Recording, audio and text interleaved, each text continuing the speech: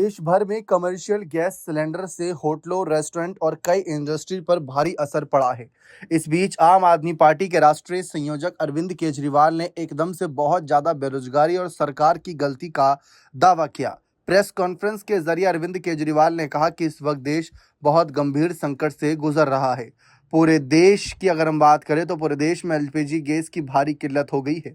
इसका कारण है कि पूरे देश में डेली प्रोडक्शन का 50% ही प्रोड्यूस हो रहा है। हमारे देश में एलपीजी की जितनी खपत है उसका 60% हम आयात करते हैं। उस 60% का 90% स्ट्रेट ऑफ हॉर्मोज से आता है। ये भारत के लिए बंद हो गया।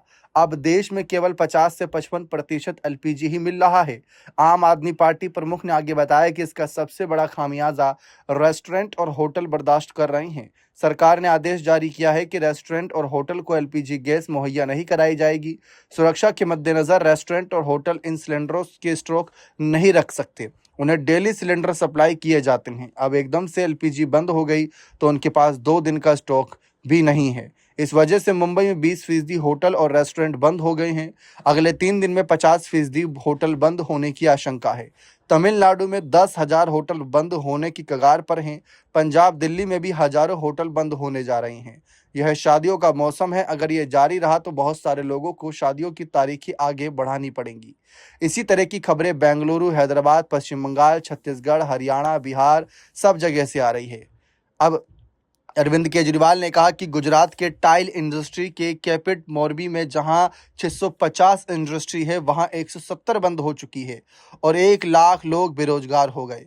पूरे देश में 1 करोड़ से ज़्यादा लोगों के एकदम से बेरोजगार होने की आशंका है। एकदम से इतने सारे लोगों के बेरोजगार होने पर क्या स्थिति होगी हम सोच सकते हैं।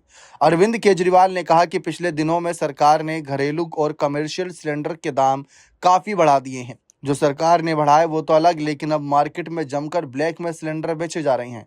हमें समझना पड़ेगा कि ये क्यों हो रहा है। इजराइल और अमेरिका ने ईरान पर हमला किया। स्ट्रेट ऑफ हॉर्मोज से दुनिया के ज़्यादातर तेल और गैस का आवागमन है। ईरान ने स्ट्रेट ऑफ हॉर्मोज से कब्जा किया हुआ है और कहा कि जो उनके फ्रेंडली देश हैं केवल उन्हें ही अपनी शिप ले जाने का अधिकार होगा, इसलिए केवल रूस और चीन के शिप वहां से जा रहे हैं। इसके बाद केंद्र सरकार पर हमला बोलते हुए अरविंद केजरीवाल ने कहा कि प्रधानमंत्री नरेंद्र मोदी ने सबसे बड़ी गलती की है। किसी भी युद्ध में हमें किसी पक्ष का साथ नहीं देना चाहिए था, हमें न्यूट्रल रहना चाहिए था। भारत की विदेश नीति पिछले 75 साल से चली आ रही थी, जिसे पीएम मोदी ने चंद दिनों के अंदर ध्वस्त कर दिया। वो सीधे जाकर इजराइल, अमेरिका के साथ और ईरान के खिलाफ खड़े हो गए। युद्ध शुरू होने के 1 दिन पहले उन्होंने इजराइल जाने की क्या जरूरत थी। अब अरविंद केजरीवाल के इस खुलासे के बाद चारों तरफ हो हल्ला हो रहा है। लगातार सवाल मोदी सरकार पर उठाए जा रहे हैं। देखते हैं जवाब क्या मिलता है।